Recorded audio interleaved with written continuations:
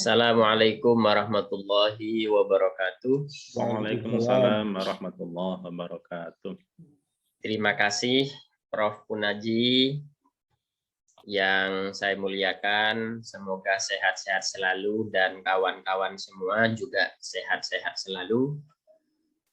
Izinkan hari ini saya semacam mempresentasikan unek-unek tentang rencana penelitian disertasi. Saya agak pelan karena tadi titahnya sambil menunggu yang lain. Saya akan ngomong apapun karena ada guru kita semua yang akan mengoreksi. Jadi saya tidak akan takut salah dan saya menerima memang kalau nanti dikoreksi.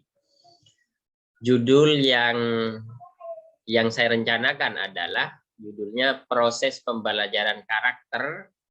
Kalau ditanya apa saja karakter itu kan biasanya ditanya harus jelas outputnya apa, kompetensi yang diukur, yaitu karakter kinerja, moral, relasional, dan spiritual dalam blended learning pada mata kuliah pengembangan kepribadian studi multisitus. Ya, multisitus itu membahas satu kasus secara mendalam di banyak tempat.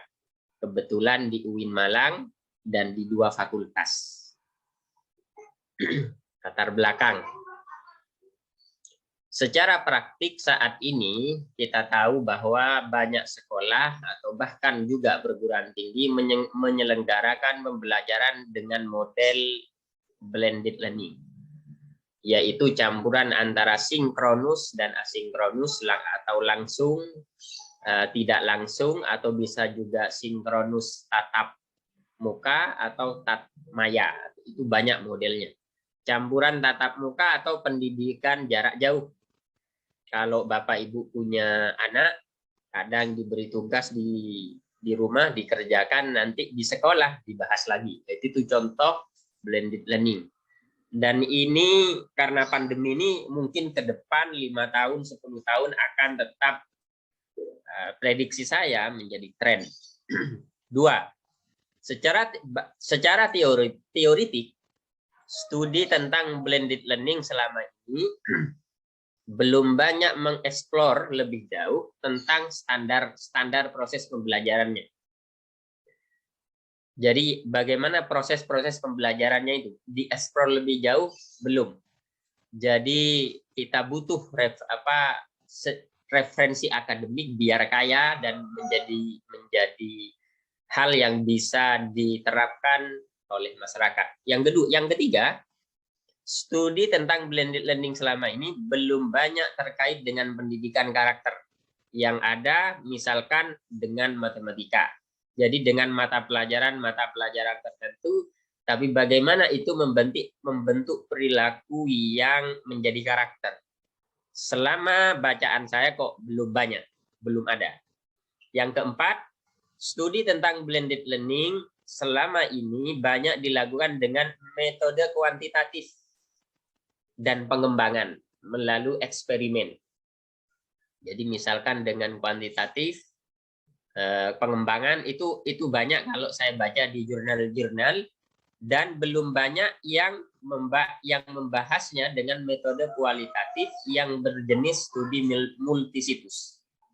Yang kelima, berdasar pertimbangan praktik dan teoritik di atas, maka menurut saya perlu contoh ideal gimana sih standar proses pembelajaran yang memakai blended learning untuk menumbuh kembangkan karakter baik pada anak. Standar prosesnya.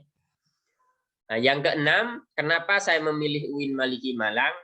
Berdasar data yang ada, UIN Malang ini termasuk 3 besar terbaik PTKIN. Perguruan tinggi keagamaan Islam yang negeri se-Indonesia nasional, baik dari segi pengelolaan karena memang akreditasi institusinya A, dan juga pembelajaran ma'hadnya, punya ma'had. Satu-satunya perguruan tinggi yang mampu melahirkan ma'had. Kalau pesantren melahirkan perguruan tinggi itu banyak, tapi perguruan tinggi yang mampu melahirkan ma'had sepertinya hanya UIN Malang. Yang lain ini yang jadi percontohan sekarang. Fokus.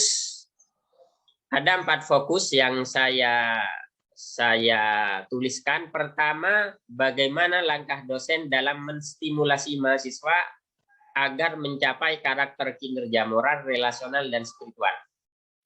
Yang kedua, bagaimana langkah dosen memberi panduan belajar terhadap mahasiswa untuk mencapai 4 karakter tersebut. Yang ketiga, bagaimana performanya dalam hal 4 karakter tersebut. Yang keempat, bagaimana umpan balik yang diberikan dosen terhadap performan mahasiswa itu tadi. Kalau 4 hal saya mampu identifikasi dengan baik, itu akan menjadi dasar saya akan membuat satu model atau standar proses pembelajaran. Itulah yang akan jadi temuan disertasi ini. Jadi berdasar 4 rumusan masalah itulah saya simpulkan satu temuan. Standar proses pembelajaran karakter dalam blended method. Oke. Kalau literatur review. Sementara ini saya masih mengumpulkan 25 jurnal, ada yang science direct. Ini yang beberapa yang sudah saya tuliskan. Tapi intinya adalah 1, 2, 3, 4, 5, 6, 7, 8, 9, 10. Nah, ini saya tuliskan peluang-peluang penelitiannya. Jadi ini fokus pada penyempurnaan sistem umpan balik, kendati demikian belum menyentuh proses. Saya catatkan. Tapi secara umum saya ingin mengatakan begini tentang referensi. Memang ada tren tentang blended learning secara teoretik dan referensi akademik di jurnal, termasuk kebutuhan di lapangan secara praktek tadi. Karena pandemi ini, yaitu perpaduan pembelajaran sinkronus dan asinkronus atau pembelajaran jarak jauh dan tatap muka. Perdebatannya, blended learning selama ini hanya banyak dibicarakan terkait dengan guru, siswa, kondisi belajar, hasil belajar, studi kasus, dan lingkungan. Artinya, belum banyak menyentuh standar proses pembelajarannya, khususnya untuk menumbuh kembangkan karakter. Yang ukuran saya 4 tadi, kinerja, moral, relasional. Pendekatannya, selama ini referensi akademiknya banyak dengan metode kuantitatif pengembangan dan melalui eksperimen. Artinya belum banyak yang memakai pendekatan kualitatif multisitus.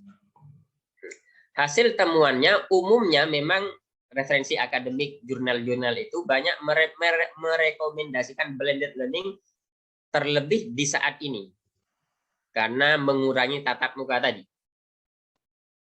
Dengan memberi catatan kepada siswa, guru, catatannya harus ini, catatannya harus ini. Tapi ada tren bahwa blended learning banyak direkomendasikan. Artinya kebutuhannya memang perlu.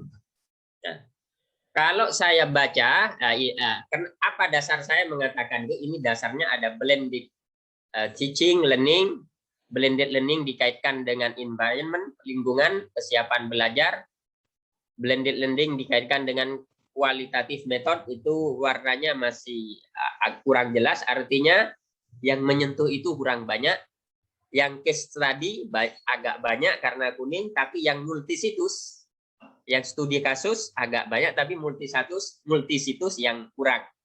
Karakter education yang saya garis merah itu agak banyak, cuma tulisannya samar-samar dan seterusnya lah. Itu kenapa judul saya demikian. Nah, ini jadi tentang standar proses. Misalkan standar proses dikaitkan dengan matematika, dengan jenis kompetensi tertentu, itu banyak di jurnal-jurnal. Tapi standar proses pembelajaran yang dikaitkan dengan karakter, berdasar data yang saya punya, kok belum ada, belum banyak. Oke, kerangka teori. Ini kerangka teori saya. Proses pembelajaran tadi, variabelnya ada blended learning, proses pembelajaran, dan karakter. Blended learning itu indikatornya jarak jauh, pembelajaran jarak jauh, dan pembelajaran tatap muka, luar kelas dan dalam kelas, sinkronus dan asinkronus. Itu yang saya harus identifikasi di dua fakultas tadi. Yang kedua, proses pembelajaran. Indikatornya adalah langkah dosen dalam menstimulasi. 2, langkah dosen dalam memberikan panduan belajar. 4, bagaimana performan atau kinerja mahasiswa atau hasil belajar karakter tadi. Yang keempat, umpan baliknya itu ukuran proses, sedangkan ukuran atau indikator karakternya yaitu kinerja, moral, relasional, dan spiritual. Selanjutnya, data penelitian yang saya perlukan. Modul MPK. MPK itu mata kuliah pengembangan kepribadian. Nah, di UIN Malang itu masuk wajib universitas. Karena itu akan menjadi ciri dari lulusan UIN nanti. Nah, jadi wajib. RPP dosen yang mengajar MPK, KHS peserta didik, keseharian peserta didik, artinya saya butuh pengamatan dan bantuan dari beberapa relawan. Silabus jurnal mengajar MPK dosen, data wawancara dengan mahasiswa, dosen pengampu mata kuliah, pengguna lulusan, orang tua. Yang ketujuh, silabus pembelajaran di Ma'had. Di UIN Malang itu punya Ma'had. Karena objek penelitian saya itu masa semester 1, Prof. Jadi, saya juga akan melihat bagaimana mengaitkan pembelajaran karakter itu antara kampus dengan Ma'had. Itu yang akan jadi ciri khas UIN Malang. Yang ke-8, rekaman praktek proses pembelajaran. Biasanya ada rekamannya.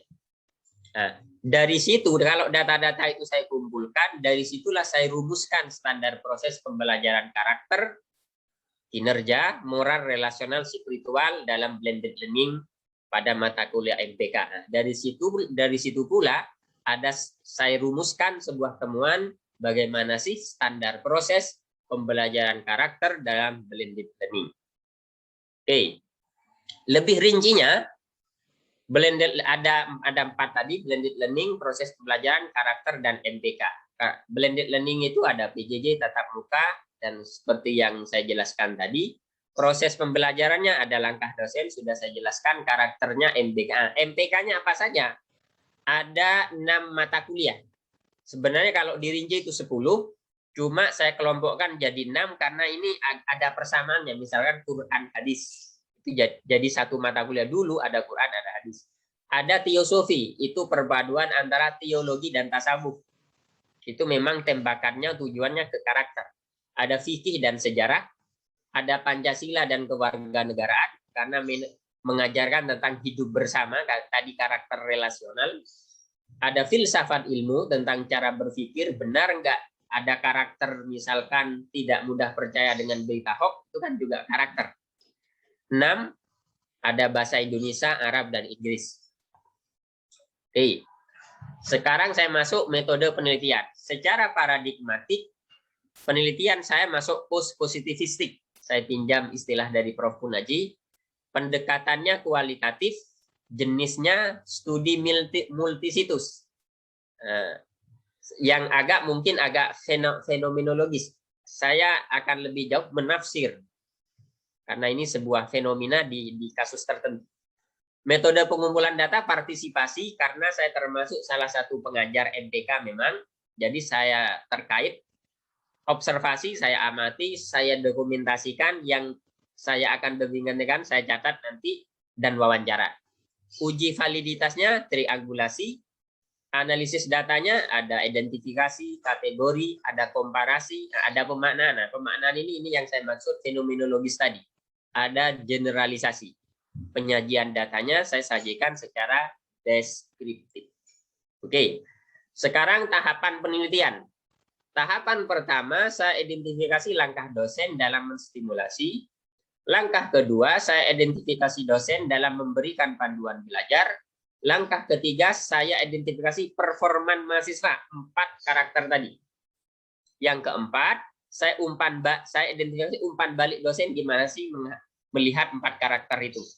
Yang kelima, menganalisis 4 data tersebut. Yang keenam, saya baru menformalisasikan temuan. Itu tahapan-tahapan secara umum.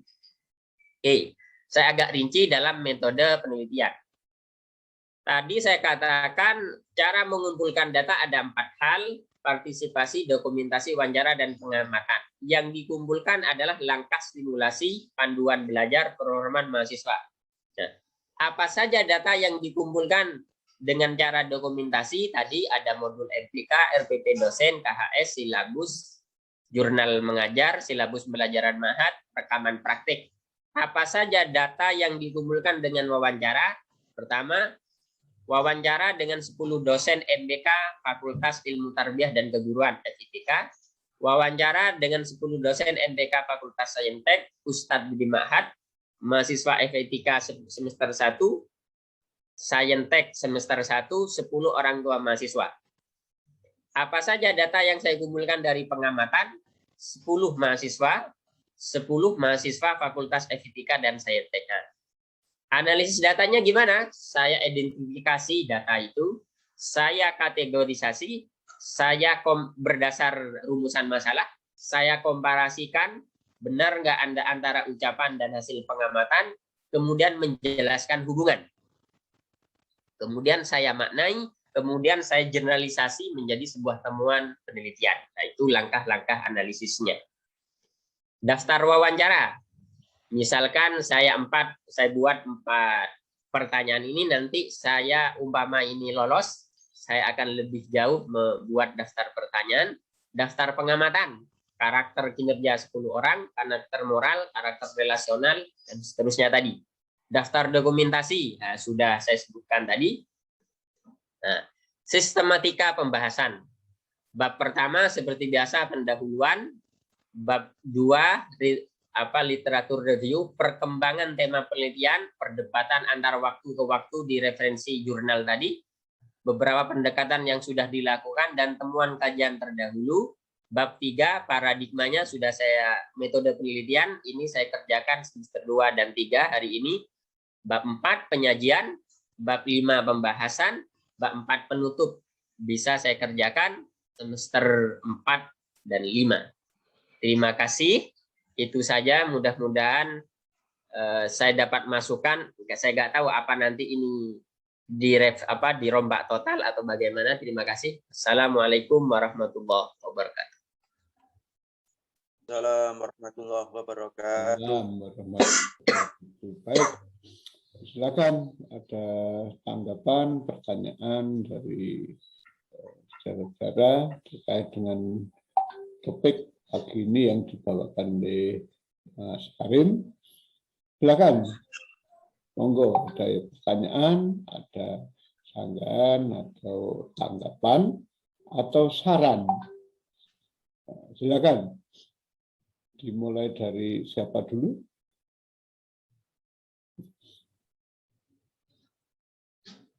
Ada berapa penyaji pagi ini?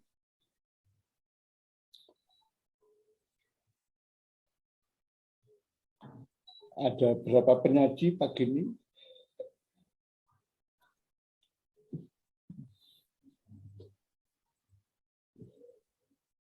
Pak Faris. Selain Pak Karim, ada berapa? Pagi ini insya Allah Pak Karim, Prof.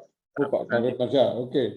Baik, siapa yang akan mengajukan pertanyaan? Monggo. Mohon izin, Pak Karim. Selamat pagi.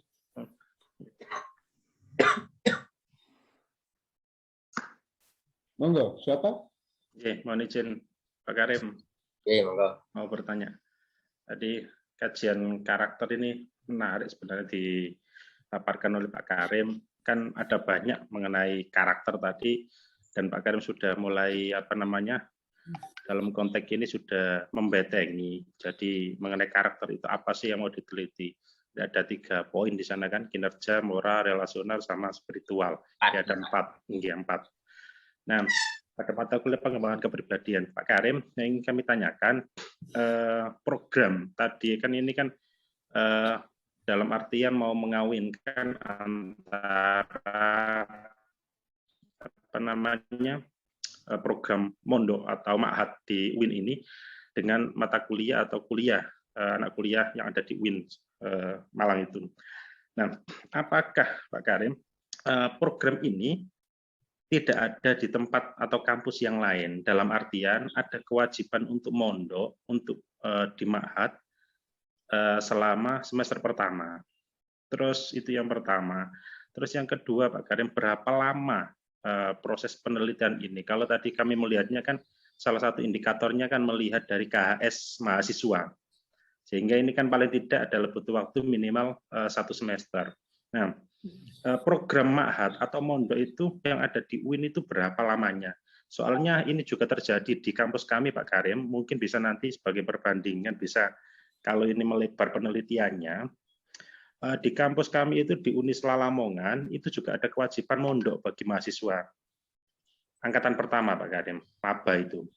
Mereka wajib mondok, jadi itu sebagai syarat, prasyarat untuk menempuh beberapa mata kuliah yang ada. Termasuk syarat ketika mereka lulus wajib namanya menyertakan syahadat atau ijazah mondok tersebut. Nah, oleh karena itu ini kan juga terjadi di tempat kami, Pak Karim, mengenai hal itu. Apakah keunikan atau dalam hal penelitian tadi yang sudah saya paparkan tadi itu ada novelty-nya jelas tadi itu beberapa hal yang saya paparkan.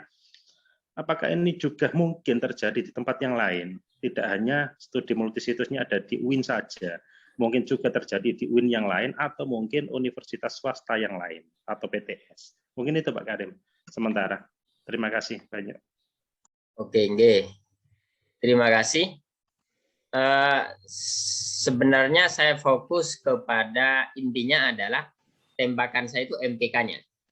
Tidak hanya murni ma'hadnya. Kenapa MPK? MPK itu jadi ciri universitas. Karena ini jadi ciri universitas, seluruh mahasiswa pasti mengambil mata kuliah ini. Itu yang pertama dulu. Yang kedua, di UIN Malang itu konsep awalnya itu sebenarnya 7 semester mahasiswa wajib di Ma'had. Karena di situ ada penggembelengan karakter tadi terkait dengan ciri khas tadi. Cuma karena sarana sementara ini berjalan beberapa tahun hanya 1 tahun, artinya 2 semester. Semester 1 dan 2. Setelah itu boleh ngekos. Jadi disediakan itu. Kapasitas antara 3.000 lebih mahasiswa. Jadi UIN Malang tidak menerima mahasiswa di atas itu. Walaupun pendaftarnya banyak. Walaupun banyak dikritik lembaga negara kok membatasi, biasanya begitu. Nah, tapi ini demi menjaga konsep awal kenapa adanya Ma'had itu.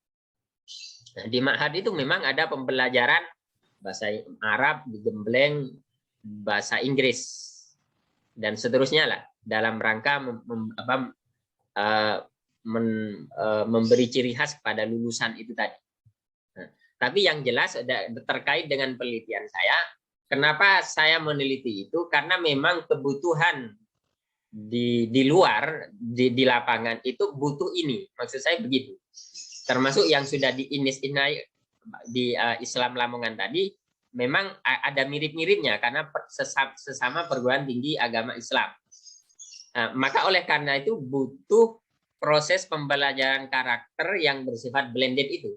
Kenapa kok nggak diteliti? Itu pikiran saya awalnya. Karena kebutuhannya ada, yang butuh itu ada. Maksud saya begitu, Pak Farid. Terima kasih, itu saja jawaban saya. Siap. Terus lama waktu penelitian, Pak Karim? Lama penelitian rencana awal saya 1 semester itu, 1 semester, jadi 6 bulan itu tadi. Jadi kan KHS-nya sudah keluar. Ya paling enggak 1 tahun itulah maksimal. Oke. Ya.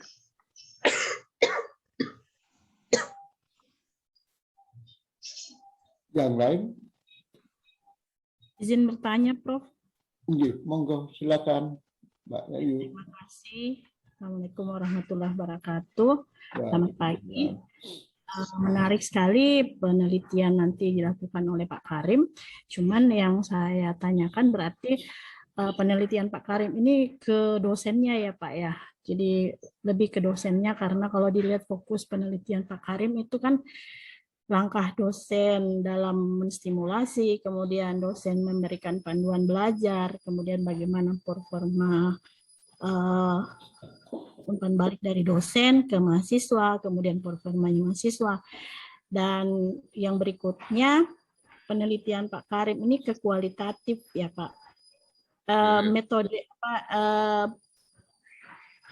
apa namanya, menggunakan teknik pengumpulan data apa saja Pak. Terima kasih. Assalamualaikum warahmatullahi wabarakatuh.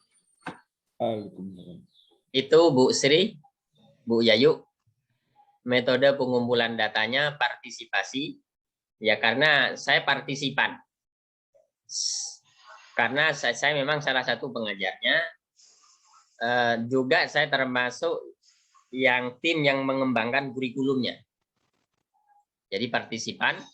Jadi data itu sebenarnya saya kumpulkan sejak saya ngajar di UIN, intinya begitu. Yang kedua, observasi, saya amati bagaimana dampaknya. Sementara ini saya sudah melakukan, cuma ya kurang begitu fokus. Kedua, dokumentasi. Saya ambil beberapa dokumen, baik tertulis dan seterusnya, wawancara. Itu metode mengumpulkan datanya.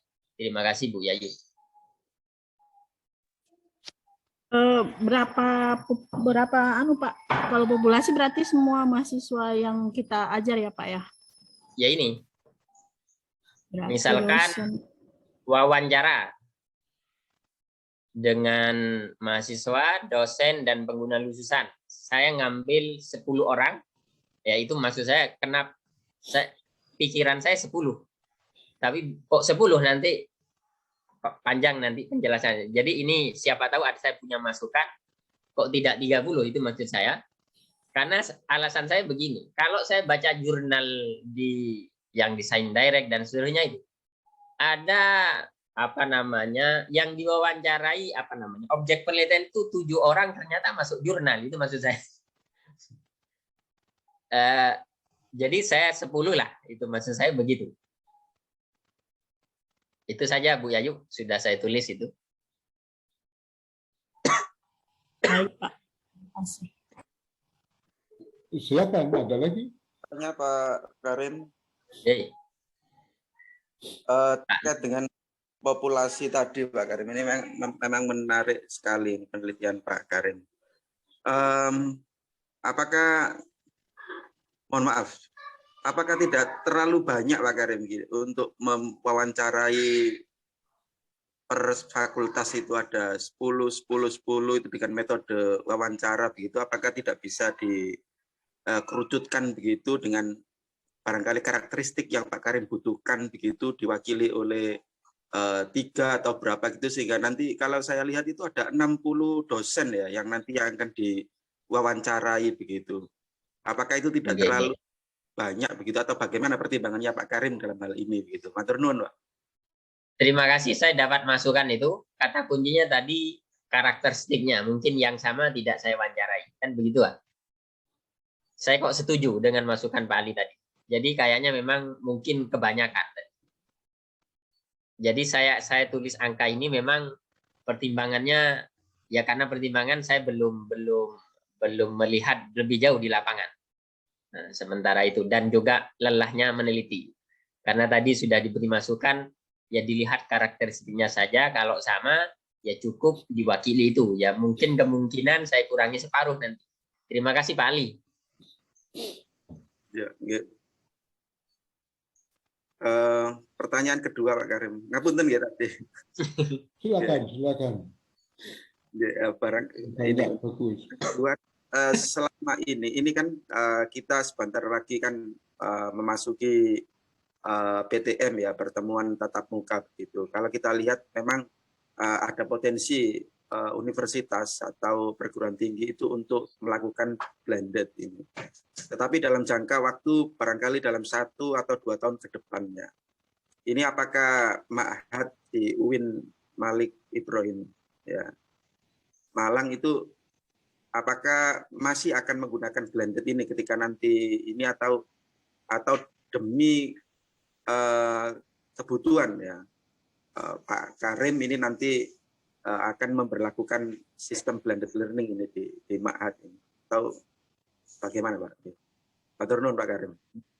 Kalau saya melihat trennya kayaknya akan mulai tatap muka. Tapi begini, blended learning itu tidak hanya urusan tatap muka dengan pendidikan jarak jauh.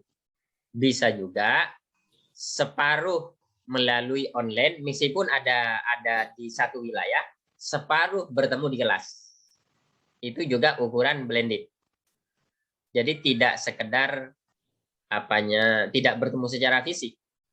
Jadi misalkan hari ini kita kuliah online, bisa jadi minggu depan kita ke UM ketemu di kelas, itu masuk blended. Nah, jadi itu begitu Pak Ali, pikiran saya begitu. Kalau saya baca referensinya itu apa dan bagaimana blended.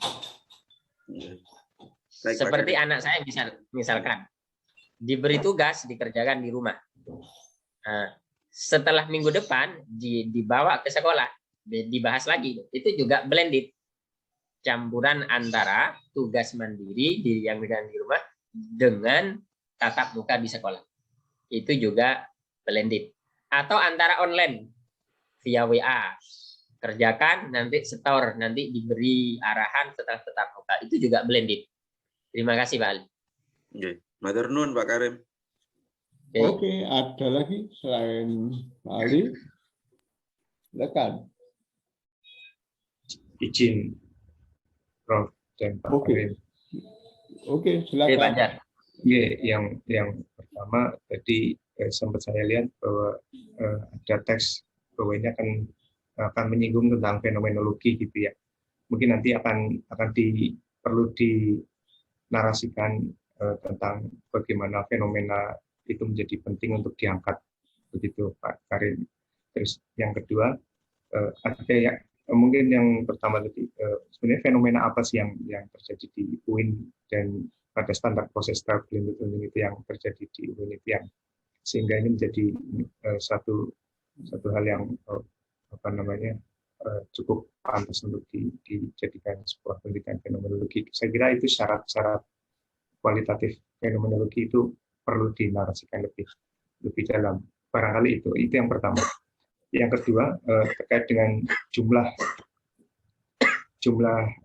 wawancara yang tadi sempat disinggung, saya kira kita di sini ketika ini kita komitmen untuk melakukan kualitatif, maka ukuran jumlah berapa banyak itu sedikit disampingkan, tetapi lebih kepada keterwakilan dan nanti jumlah data tadi yang disampaikan oleh Pak Karim bahwa di jumlah internasional itu ada 7 orang ya. Ketika memang 7 orang itu datanya sudah mengalami titik jenuh, itu ada kejenuhan data.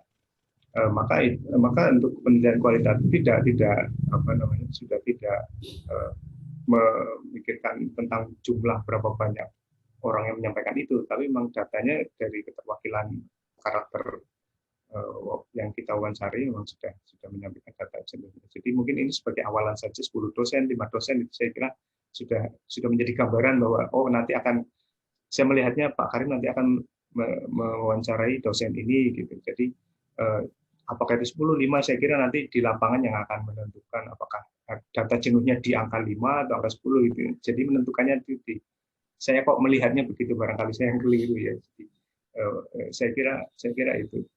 Saya melihat ini penelitian yang baru dan unik. Saya melihatnya kualitatif dan menyasar pada karakteristik mahasiswa, blended dan proses pembelajaran. Saya kira nanti akan ketika dipoles saya kira lebih jauh akan lebih menarik. Saya kira itu yang saya terima dari yang Pak Karim sampaikan. Sangat menarik. Terima kasih Pak Karim. Terima kasih Pak Anjar, saya dapat masukan tadi. Saya catat tentang fenomenologi dan juga populasi sampel tadi. Terima kasih. Mas ada lagi? Silakan.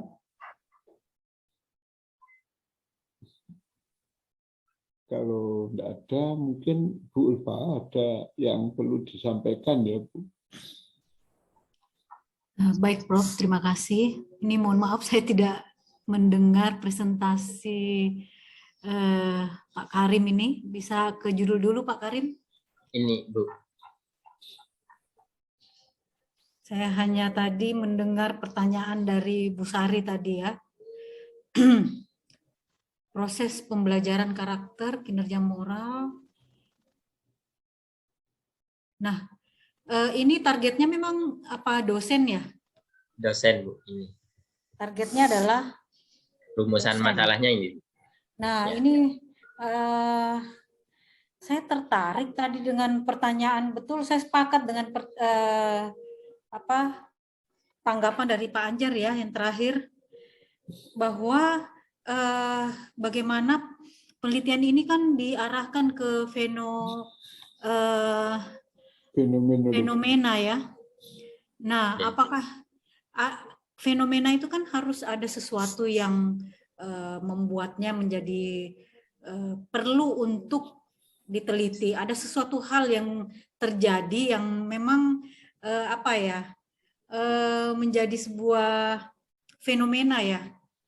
Nah, kalau saya melihat ini tidak mengarah ke sana ya. Lebih ke arah riset desainnya ini misalkan bisa berupa case study atau cohort study, karena ini lebih longitudinal riset ya. Ini adalah penelitian yang panjang kan. Nah, sehingga di sini misalkan Pak Karim bisa saja ini riset desainnya lebih ke arah cohort study ya. Tergantung bagaimana kebutuhan di lapangan ya. Nah, kemudian saya coba di background-nya Pak. Background apa? Background penelitian introduction-nya.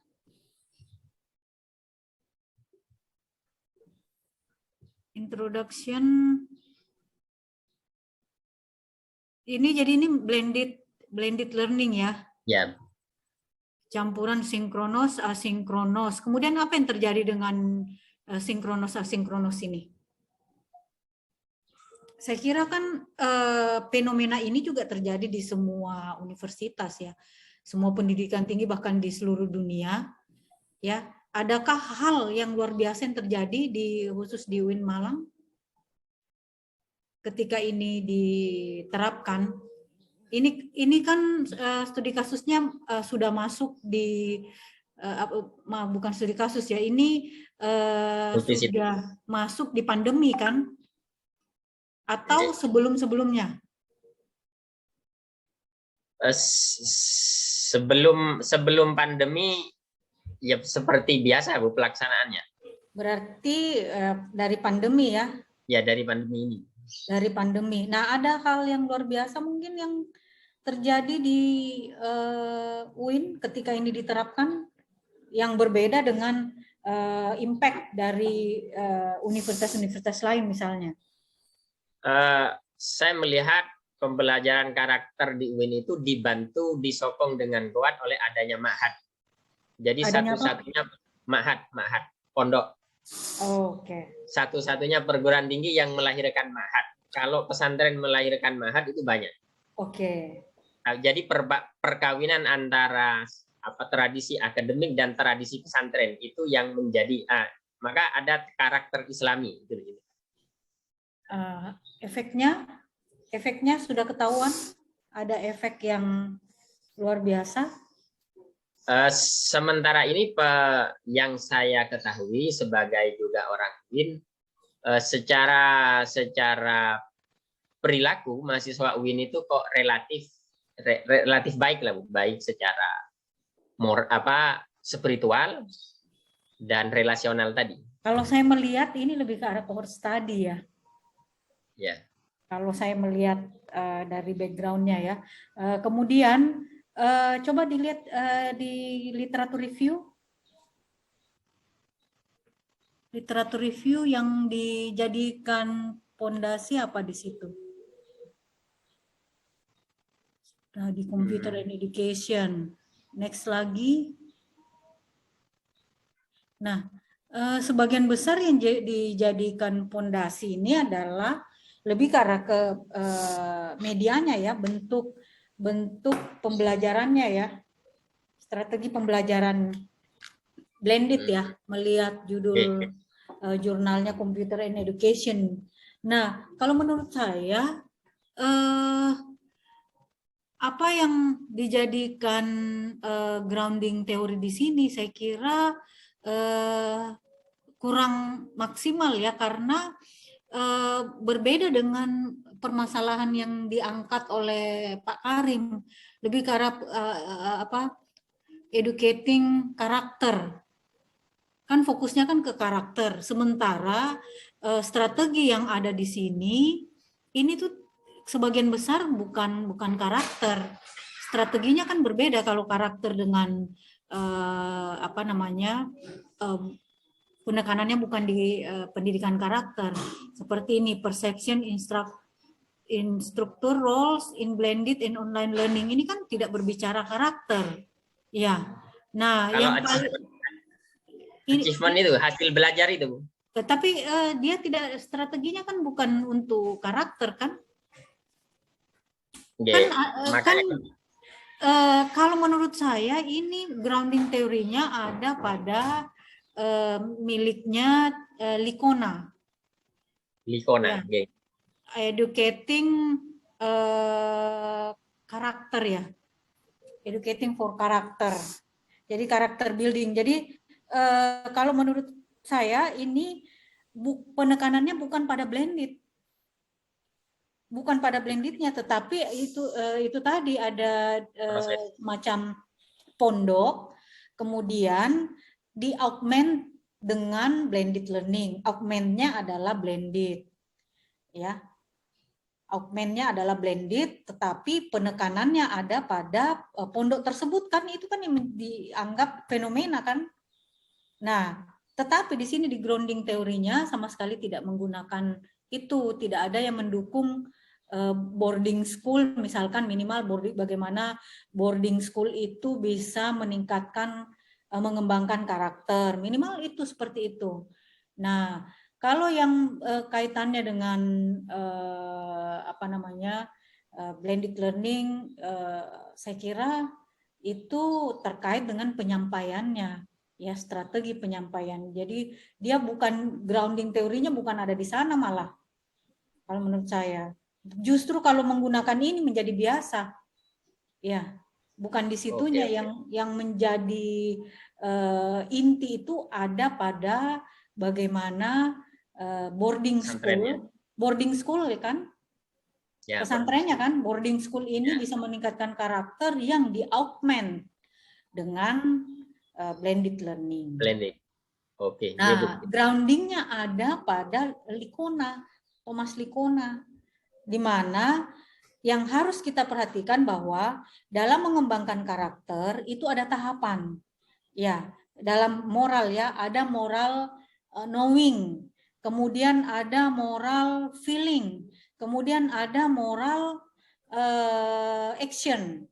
Nah, apakah pelaksanaan di dalam kelas itu masuk dalam tingkatan yang mana? Moral knowing ini masuk dalam moral definition. Definisi terkait menjelaskan ya, misalkan apa itu jujur adalah bla bla bla, itu masih dalam taraf moral knowing. Nah, sementara misalkan di di pesantren misalkan dia sudah sampai pada tahapan moral action. Nah, itu yang dijadikan base adalah kerangka itu kalau menurut saya. Nah, untuk memaksimalkan atau mengefektifkan pembelajaran itu, barulah kita menggunakan blended. Karena backgroundnya adalah dalam mengembangkan karakter itu tidak bisa terputus. Tidak bisa terputus hanya di satu tempat. Misalkan hanya kita mendapatkan informasi, mempelajari ya kaitannya moral knowing ya, moral definition. Kemudian berhenti di dalam kelas. Nah, itulah fungsi dari sebuah blended learning. Nah, dia akan disambung misalkan di rumah. Nah, ini sampai pada moral feeling, kemudian moral actionnya. Nah, itu yang menjadi urgensi penggunaan media, ya, karena pembelajaran karakter, pengembangan karakter tidak bisa berhenti di satu di satu dimensi misalkan. Seperti itu. Saya kira itu yang menjadi menjadi framework dari penelitian Pak Karim. Menarik untuk diteliti. Tapi kalau fenomena Nah, ini fenomena boleh jadi iya, boleh jadi tergantung bagaimana ininya ya, bagaimana argumentasinya. Boleh jadi ini diarahkan ke cohort study atau case study, ya bisa, karena ini termasuk dalam penelitian pengembangan karakter itu masuk dalam longitudinal research, ya, penelitian yang panjang. Tidak mungkin kita meneliti karakter baru mengajarkan besok sudah diukur. Pasti efeknya misalkan kita membuat sebuah misalkan desain ya pembelajaran yang memang untuk mengembangkan karakter, itu kelihatannya efeknya nanti di setahun ya, bagaimana minimal kita mengukurnya dari persepsinya dia. Hasil dari ini tuh bisa diukur bagaimana persepsi dia akan datang. Peluang dia, behavior intention ya, itu seperti apa setelah karakter pengembangan karakter ini. Nah, sehingga perlu diperjelas di sini bagaimana sih sebetulnya karakter kinerja, karakter moral yang dimaksud itu tidak perlu, saya kira terlalu banyak ya, tidak perlu terlalu banyak. Karakter kinerja ini seperti apa? Kinerja itu seperti apa? Apa kelihatan dari etosnya? Moral itu moral yang seperti apa yang diinginkan? Jadi saya kira yang paling penting adalah bagaimana breakdown ya, mendefinisikan output yang ingin dicapai. Jangan sampai sulit untuk diukur ya, spiritual mahasiswa itu gimana, realnya di lapangan nanti seperti apa ya, kinerja itu seperti apa real yang mau diukur, moral itu, relasional itu apa maksudnya. Nah itu saya kira seperti itu yang perlu di ini ya. Nah, termasuk dengan jumlah responden nanti, jumlah ininya, subjeknya, saya kira memang betul bergantung pada kebutuhan nanti di lapangan ya. Saya kira begitu, Prof. Pun begitu ya Pak Karim ya. Terima kasih Bu Ulfa. Ya, jadi grounding framework-nya itu ada pada pengembangan karakter ya. Ada pada pengembangan karakter. Jadi teori-teori yang digunakan bukan dari computer and education jurnal, bukan. Karena yang menjadi base adalah karakternya.